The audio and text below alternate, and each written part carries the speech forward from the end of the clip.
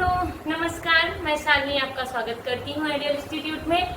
दोस्तों आज का हमारा जो टॉपिक है वो है मात्रा लगाना। तो मात्रा हम कहाँ लगाएंगे, मात्राएं कैसे लगाते हैं।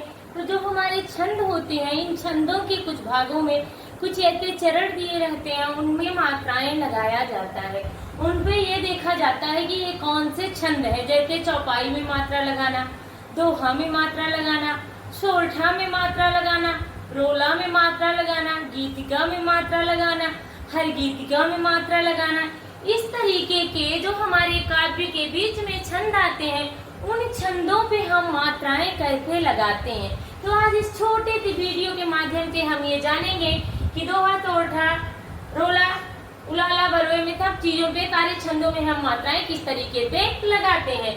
तो आइए हम उस ट्रिक को जानते हैं जिसके द्वारा हम मात्राएं लगाना सीखते हैं। तो ये हमारी एक छोटी सी और जादुई ट्रिक है दोस्तों कि नियम नंबर 1 कहता है, जहाँ पर छोटा आ, छोटी ई, छोटा उ, री, चंद्र बिंदु, स्वर से बने व्यंजन, केवल का, मात्रा नहीं लगी है का पे, का, की, कु, कंग, क्री आदि हो तो वहाँ पे लघु होगा। लघु का सिंबल क्या होता है? एक लंबी डंडी, इसको हम लघु बोलते हैं। तो जहाँ पे जो भी चीजें छोटे में आए, छोटा या, छोटी ई, छोटा ऊरी, चंद्रबिंदी का, छोटी की, छोटी ई, कु, कंग, क्री आदि आए तो वहाँ पे लघु होगा। दिन आता है नियम नंबर 2।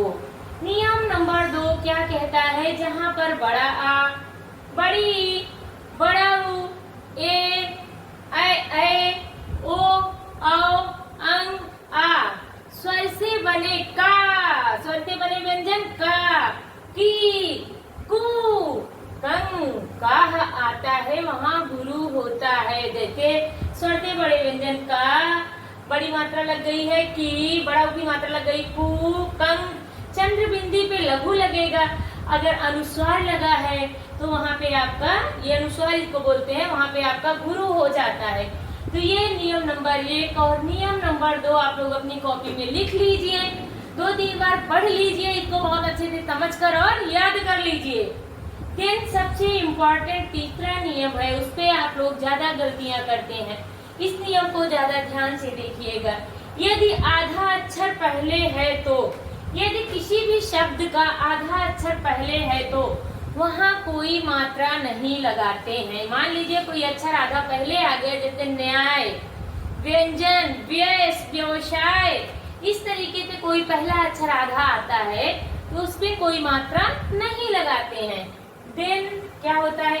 आधा अक्षर बीच में हो तो, यदि आधा अक्षर बीच में आ जाए तो उसके पहले वाला जो शब्द होता है बच्चों, आधा अक्षर अगर बीच में आता है तो उसके पहले वाले शब्द पे गुरु हो जाता है, और जो बाद वाला जो आधा अक्षर है उस पे कोई मात्रा नहीं लगेगी, पहले वाला शब्द आपका गुरु हो जाता है।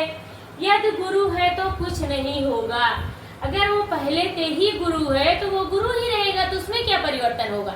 लेकिन अगर आधा अक्षर पहले आता है तो कोई मात्रा नहीं लगेगी, आधा अक्षर बीच में आता है तो पहले वाले अक्षर पे गुरु हो जाता है। तो मुझे उम्मीद है कि ये नियम आपको अच्छे से समझ में आ गया होगा। इसको आप लोग जल्दी से अपनी कॉपी पे लिख लीजिए और 2-3 बार पढ़ेंगे तो आपके दिमाग में ये छप जाएगा, आपकी मेमोरी में बहुत अच्छे से बैठ जाएगा। इसलिए जब ये नियमों को आप अपने ध्यान में रखेंगे तो आप दोहा, सोरठा, बरवे, रामायण, जो भी चीज भी है, दोहा, सोरठा, चौपाई, कुछ भी पहचानने में आप देरी नहीं करेंगे, तुरंत मात्राएं आप लगा लेंगे। मात्राएं लगा लेंगे तो आपको ये पता चल जाएगी। इसलिए मात्रा बहुत ही उपयोगी होता है, मात्रा लगाना बहुत अच्छे से आना चाहिए। उम्मीद है कि इस वीडियो को देखने के बाद आपको मात्रा लगाने में कोई दिक्कत नहीं होगी। धन्यवाद।